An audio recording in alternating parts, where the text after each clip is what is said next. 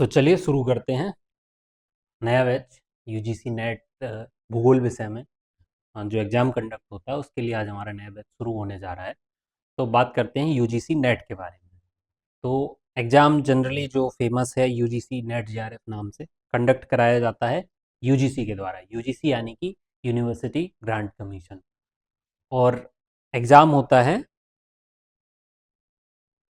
राष्ट्रीय परीक्षण agency NTA के द्वारा। साल में 2 बार ये परीक्षा होती है।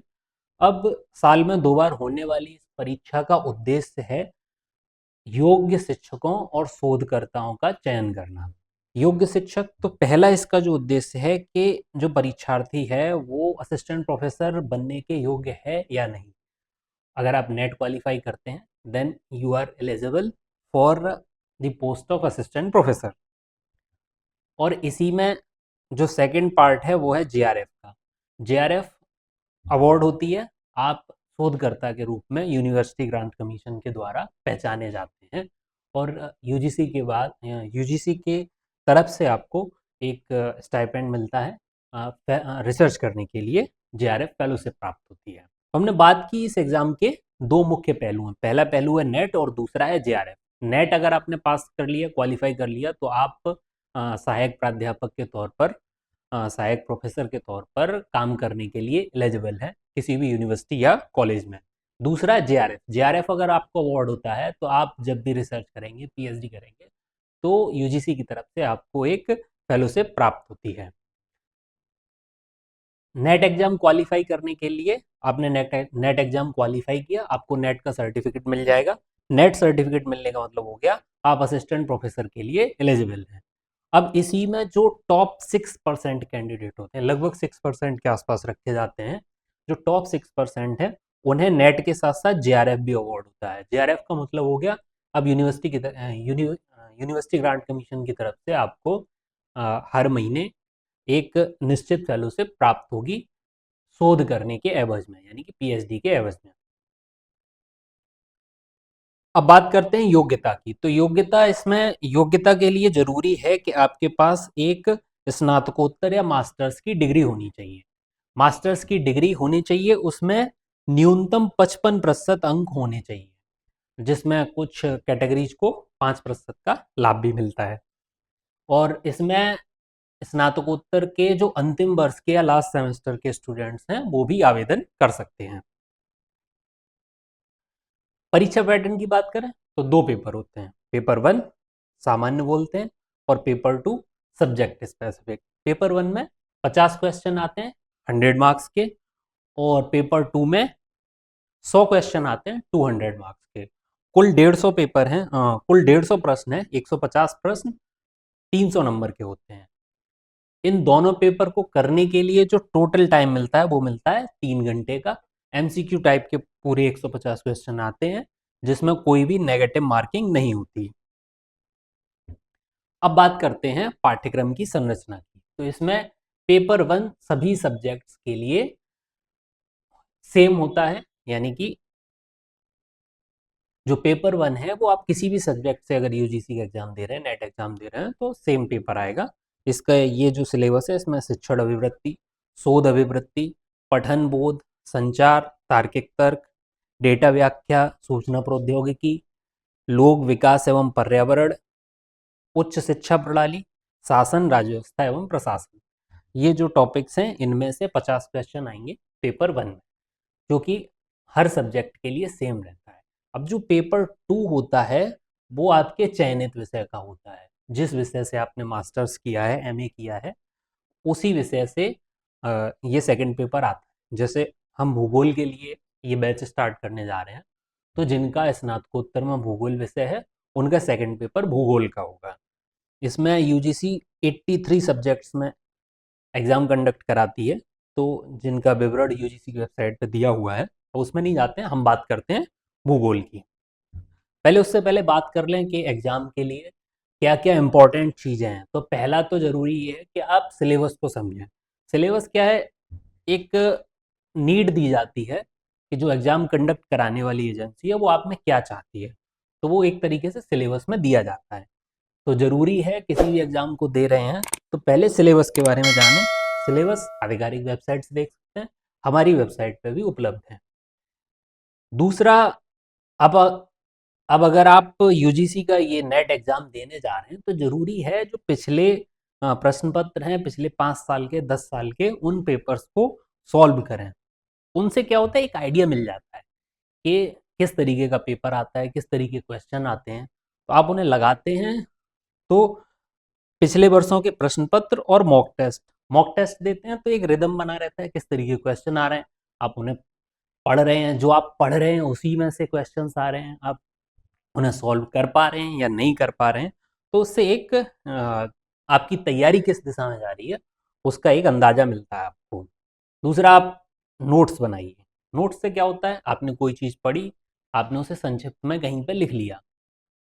अब जब भी आप रिवाइज करेंगे तो आपको पूरी बुक फिर से नहीं पढ़नी, बल्कि वो एक जो आपके शॉर्ट नोट्स हैं आप उन्हें रेफरेंस कीजिए, उन्हें पढ़िए और उनसे आप जल्दी से जल्दी रिवाइज कर सकते हैं। दूसरा, समय प्रबंधन की ज़रूरत है।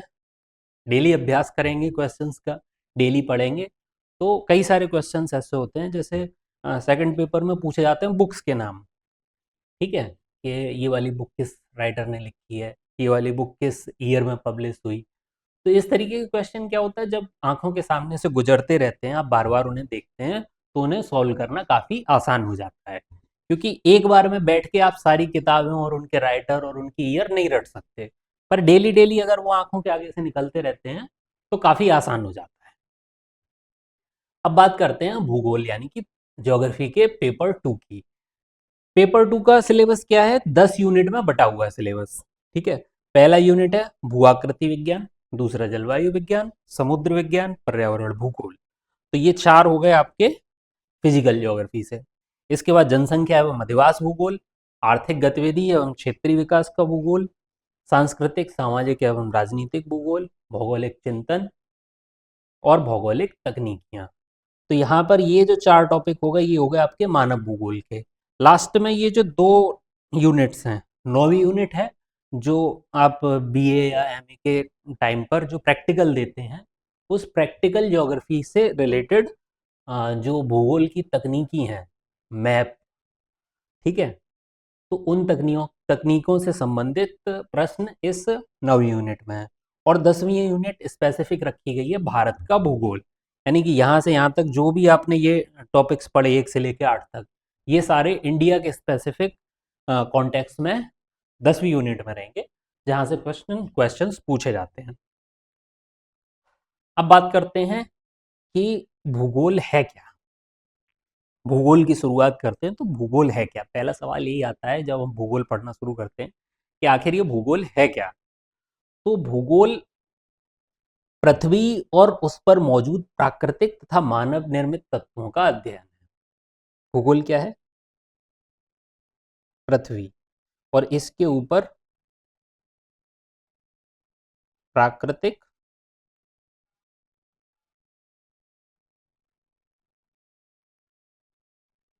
मानव निर्मित दो तत्व हैं। पृथ्वी की सतह पर 2 तत्व पाए जाते हैं, पहले प्राकृतिक, दूसरे मानव निर्मित। इन दोनों ही तत्वों का अध्ययन हम भूगोल के अंतर्गत करते हैं। तो पहले बात करते हैं कि पृथ्वी की सतह पर क्या क्या पाया जाता है। पृथ्वी की सतह पर कई सारी प्राकृतिक चीजें पाई जाती हैं, जैसे पर्वत, पठार, नदी, मैदान, समुद्र। कहाँ कहाँ पाए जाते हैं तो उनकी स्पेसिफिक लोकेशन हम भूगोल के अंतर्गत देखते हैं। अब जो पृथ्वी की सतह है उस पर लोग कहाँ कहाँ रहते हैं, ठीक है, जो मानव अधिवास है वो कहाँ कहाँ पाया जाता है। अब मानव अधिवास, अगर पृथ्वी की सतह हर जगह एक जैसी होती, हर जगह सारे प्राकृतिक तत्व एक समान मात्रा में होते, तो हो सकता है हर जगह पर समान मात्रा में मनुष्य रहते होते, पर ऐसा नहीं है। पृथ्वी की सतह पर कई तरीके की विविधताएं पाई जाती हैं। कहीं किस किसी किस्म की जलवायु है, कहीं के जो लैंड फॉर्म्स हैं वो अलग हैं। तो इस तरह से वहाँ पर जो अधिवास है, मानव अधिवास है, वो अलग तरीके का पाया जाता है। तो कहीं पर बहुत घनी आबादी होती है, जैसे भारत के उत्तर के मैदान में काफ़ी घनी आबादी है। और वहीं पे अगर हिमालयी क्षेत्र में चले जाएं, यूपी में, क्या कहते हैं, जहाँ लैंडफॉर्म मैदानी है, जहाँ पर खेती काफ़ी उन्नत अवस्था में है, वहाँ पर जनसंख्या घनत्व बहुत ज़्यादा पाया जाता है। वहीं लद्दाख में चले जाएं तो वहाँ पर लैंडफॉर्म्स और जो एक्सट्रीम वेदर है उसकी वजह से पॉपुलेशन बहुत कम पाई जाती है। तो इस तरीके का जो विविधता है उसका हम भूगोल के अंतर्गत अध्ययन करते हैं। तो पृथ्वी के अंदर प्राकृतिक तत्व और मानव, इन दोनों के बीच की जो अंतर क्रिया है उसका हम भूगोल में अध्ययन करते हैं। इस बेस पर भूगोल दो तरीके का होता है। पहला होता है मानव भूगोल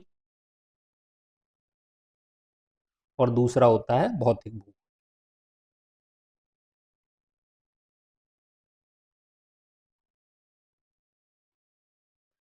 तो भूगोल के दो प्रकार होते हैं, पहला मानव भूगोल, दूसरा भौतिक भूगोल। अब इस तरह भूगोल के दो भाग हो गए, पहला मानव भूगोल और दूसरा भौतिक भूगोल। मानव भूगोल क्या है? जो मानव और उसकी क्रियाएं हैं, मानव के जो क्रियाकलाप हैं, उन्हें भूगोल के पर्सपेक्टिव में पढ़ना। जैसे आर्थिक भूगोल में हम पढ़ेंगे मानव की आर्थिक क्रियाएं, खेती होती है, उद्योग, परिवहन, इस पर भूगोल का क्या प्रभाव पड़ता है। ठीक है। इसी तरीके से मानव अधिवास हो गया। मानव अधिवास किस तरह की ज्योग्राफी में किस तरीके के अधिवास बनते हैं, अगर ज्योग्राफी की जो कंडीशन है यानी भौगोलिक दशाएं बदल जाती हैं तो उसके साथ साथ अधिवासों में क्या परिवर्तन आता है, यानी कि ह्यूमन सेटलमेंट्स में क्या क्या परिवर्तन आता है, ये सब मानव भूगोल का पार्ट हो गए। यहीं पे अगर बात करें भौतिक भूगोल की, तो भौतिक भूगोल क्या है? भौतिक भूगोल है पृथ्वी के भौतिक पर्यावरण का क्रमबद्ध अध्ययन। ठीक है। तो भौतिक भूगोल के अंतर्गत पृथ्वी का जो भौतिक पर्यावरण है,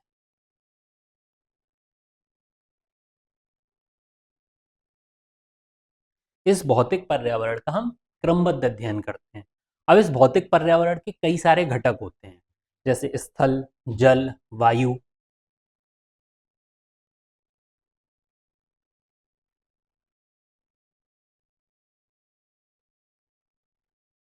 हिम और जीव।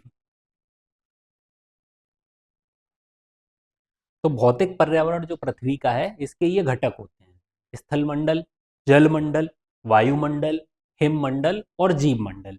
इन सब का जो अध्ययन है वो भौतिक भूगोल के अंतर्गत किया जाता है।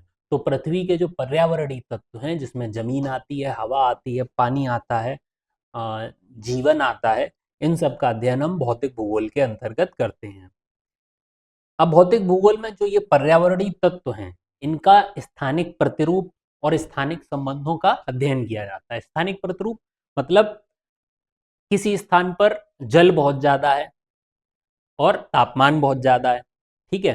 तो वहां पर जो जीवन की दशाएं होंगी वो अलग तरीके की होंगी। वहीं एक क्षेत्र ऐसा पाया जाता है जहां पर जल बहुत कम है, तापमान बहुत ज्यादा है, यानी कि मरुस्थल, रेगिस्तान, तो वहां पर जीवन की जो दशाएं होंगी वो अलग होंगी।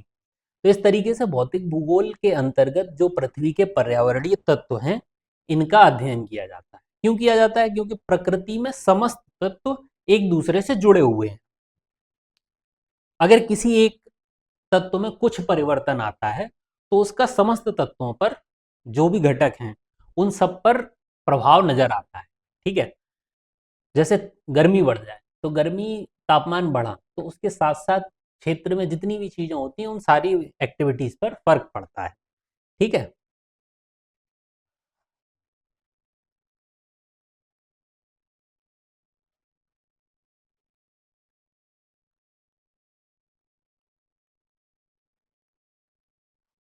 अब बात करते हैं धरती पर जीवन। तो धरती पर जीवन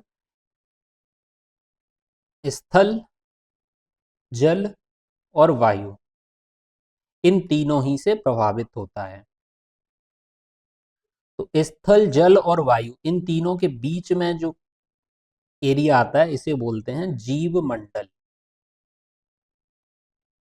एक तो स्थल मंडल हो गया, एक जल मंडल हो गया, एक वायुमंडल हो गया। इन तीनों की अंतरक्रिया का जो मध्यम बिंदु है उसे कहते हैं जीव मंडल। तो जीव मंडल इन तीनों से मिलकर बनता है, जल मंडल, स्थल मंडल और वायुमंडल, इनसे हम मिलकर होता है जीव मंडल का निर्माण। तो धरती पर जो जीवन है वो स्थल से, जल से और वायु से, इन तीनों ही से प्रभावित होता है। तो बात करते हैं भौतिक भूगोल की। तो भौतिक भूगोल के अंदर हमने देखा कि भौतिक भूगोल के अंतर्गत जो पृथ्वी के जो प्राकृतिक घटक हैं उन प्राकृतिक घटकों की पारस्परिक अंतरक्रिया, मानव का उन पर क्या इम्पैक्ट पड़ता है, मानव जीवन पर क्या प्रभाव पड़ता है, इस सब का हम अध्ययन करते हैं भौतिक भूगोल के अंतर्गत। तो भौतिक भूगोल में हमने देखा जीव मंडल किससे बनता है। जीव मंडल बनता है आपके स्थल मंडल, जल मंडल और वायुमंडल, इनकी आपसी अंतरक्रिया से जीव मंडल का निर्माण होता है। जीव मंडल क्या है, जिसमें हम लोग रहते हैं और अन्य जो जीव जगत है वो जीव मंडल का पार्ट है। अब भौतिक भूगोल के अंतर्गत जो हमने 5 घटक देखे थे, स्थल, जल, हिम, वायु और जीव मंडल, ठीक है। तो ये जो पांचों टॉपिक हैं, ये हमारे भौतिक भूगोल का जो सिलेबस है उसके अंतर्गत शामिल होते हैं। जैसे स्थल मंडल की बात करें तो स्थल मंडल हमारा आता है भू आकृति विज्ञान के रूप में, हम इसे पढ़ेंगे। जल मंडल की बात करें तो जल मंडल हम पढ़ेंगे समुद्र विज्ञान में। इसी तरीके से वायुमंडल की बात करें तो इसे हम पढ़ेंगे मौसम विज्ञान में।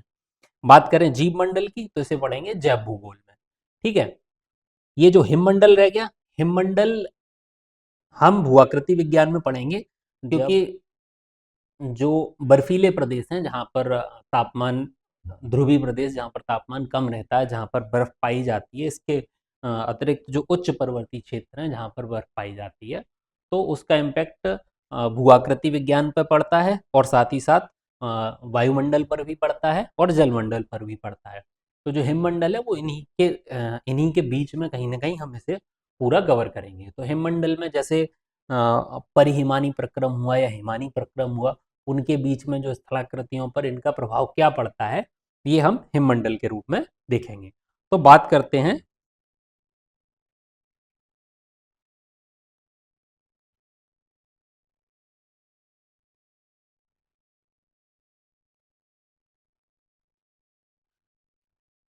हैं भू आकृति विज्ञान। भू आकृति विज्ञान का जो यूनिट 1 है, जो सिलेबस दिया है भूगोल के पेपर 2 का यूजीसी द्वारा, उसमें यूनिट 1 में भू आकृति विज्ञान में जो सिलेबस में पॉइंट्स दिए हैं, उसमें पहला दिया है महाद्वीपीय प्रभाव, दूसरा दिया है प्लेट विवर्तनिकी, तीसरा आंतरिक एवं बाह्य बल, अनाच्छादन एवं अपक्षय, इसके साथ साथ भूआकृति चक्र, इसमें डेविस की संकल्पना और पेंक की संकल्पना, इसके साथ ही ढाल विकास का सिद्धांत और प्रक्रम, फिर भूसंचलन, भूसंचलन के अंतर्गत भूकंप, वलन, भ्रंश और ज्वालामुखी, इसके साथ ही स्थल निर्माण की घटना, भूआकृतिक संकट के कारण, जिसमें भूकंप, ज्वालामुखी, भूस्खलन, हिमस्खलन, ये जो है सिलेबस दिया हुआ है।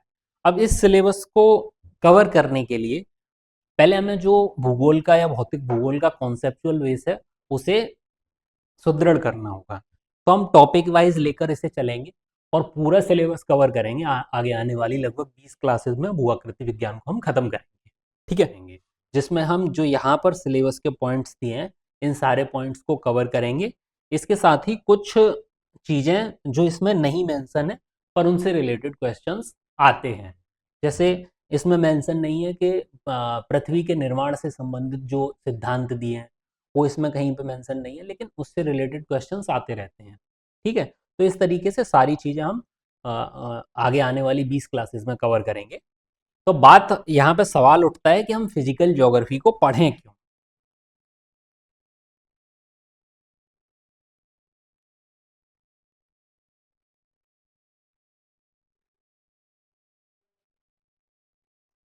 फिजिकल ज्योग्राफी को पढ़ें क्यों, वाई फिजिकल ज्योग्राफी। तो पहला आंसर तो ये है कि एग्जाम पास करना है, एग्जाम में क्वेश्चंस आते हैं, ठीक है, इसके साथ साथ, ठीक है। दूसरा जो मेन रीजन है वो ये है कि हमारा जीवन या हमारे आसपास जो समस्त प्राणी हैं, इन सबका जीवन हमारे आसपास का जो भौतिक पर्यावरण है उससे प्रभावित होता है, ठीक है। मानव अपने कार्यों से, मानव का जीवन और मानव के आसपास जो भी प्राणी जगत है उसका जीवन प्रभावित होता है भौतिक पर्यावरण से। इसी के साथ साथ क्या है, मानव जो आधुनिक मानव है वो अपनी क्रियाकलापों से अपने आसपास का जो भौतिक पर्यावरण है उसे प्रभावित भी करता है, ठीक है। तो इस वजह से बहुत जरूरी हो जाता है कि हम आसपास के, अपने आसपास के भौतिक पर्यावरण को जानें, उस रीजन को जानें, ठीक है। साथ ही साथ उन कारकों और उन कारणों को जानें जिनसे हमारा जीवन प्रभावित होता है। इससे क्या होगा, इससे ये होगा कि मानव कल्याण के लिए जो भूगोल का ज्ञान है उसे हम अधिक से अधिक प्रयोग कर सकेंगे।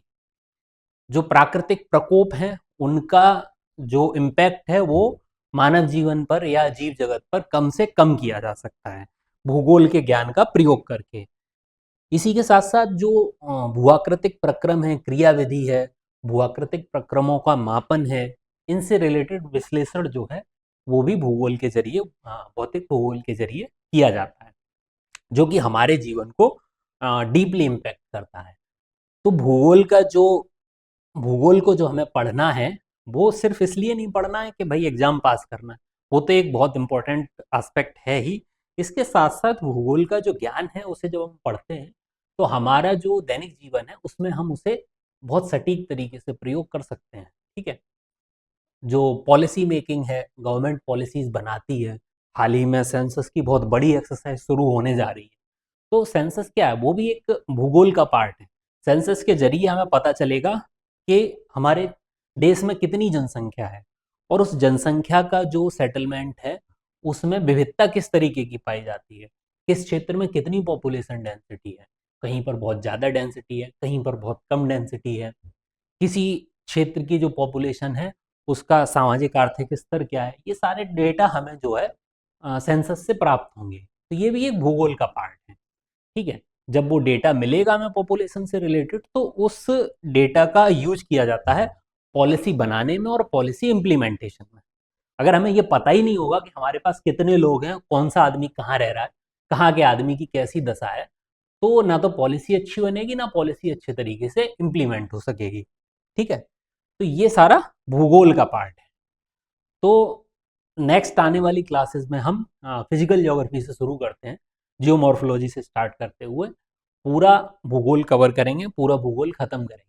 इसके साथ साथ क्या होगा, क्लास के साथ जो भी हम क्लास में कवर करेंगे उससे रिलेटेड कुछ जो एमसीक्यूज हैं उन्हें हम प्रोवाइड कराएंगे ताकि आप उससे रिलेटेड प्रैक्टिस कर सकें, क्योंकि जितनी ज़्यादा प्रैक्टिस आप क्वेश्चंस की करेंगे, जितने ज़्यादा क्वेश्चंस आंखों के आगे से गुजरेंगे, उतना ज़्यादा एग्जाम में चांसेस होते हैं कि आप सही क्वेश्चन अटेम्प्ट कर पाएँ। ठीक है, और दूसरा याद ये रखना है कि यूजीसी के इस एग्जाम में नेगेटिव मार्किंग नहीं होती।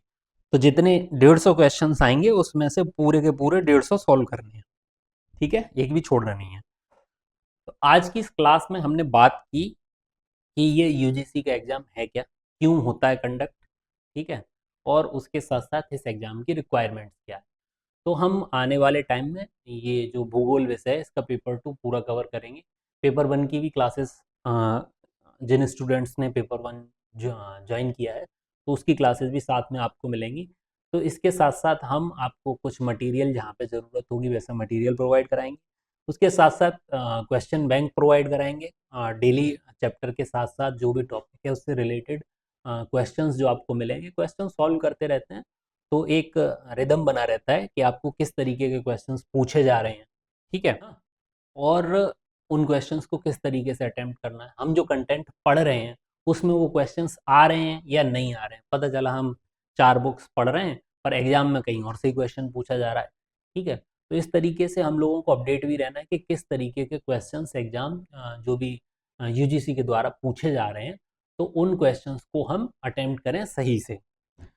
तो इस तरीके से ये आज की जो इंट्रोडक्टरी सेशन था नेट भूगोल के लिए जो हमने कंडक्ट किया वो यहाँ पे ख़त्म होता है। तो आप सभी को कॉन्ग्रेचुलेशंस कि आप अपना यहाँ से जो जर्नी शुरू कर रहे हैं।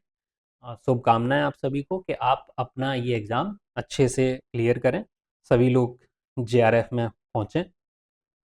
तो नेक्स्ट जो हमारी क्लासेस स्टार्ट होंगी उसमें हम भौतिक भूगोल जियोमॉर्फोलॉजी से स्टार्ट करते हुए पूरी 10 यूनिट ख़त्म करेंगे। ठीक है, तो आज की क्लास में इतना ही। Thank you.